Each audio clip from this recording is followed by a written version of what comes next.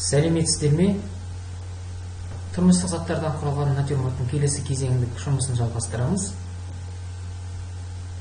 Өткен сабақтарда біздер натюрморттың негізгі меншікті көлеңкесін, түспе көлеңкесін, негізгі жарық көлеңкелерді қарастырған болатынбыз. Бүгінгі сабақта біздер натюрморттың барлық форматтың көлемін жабатын боламыз, ақ жерлерді басатын боламыз, жарық көлеңкемен әрі қарата жұмыс жасаймыз.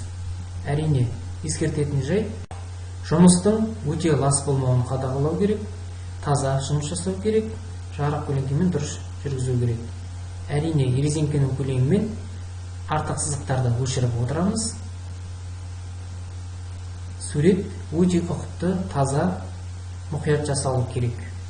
Әзірге HB көлеміндегі қарындашты алып отырмын, себебі сурет мұқият таза, жеңіл өңдермен жұмыс жүргіземін.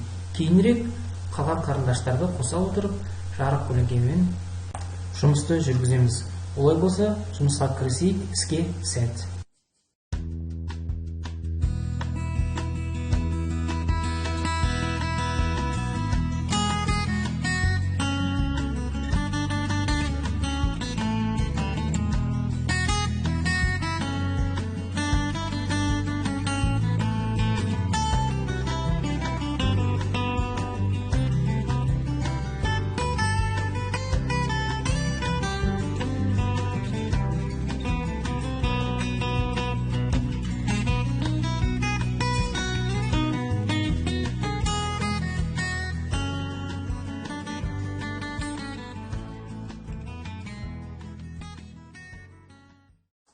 Вы видите, что штрихую я по направлению плоскости,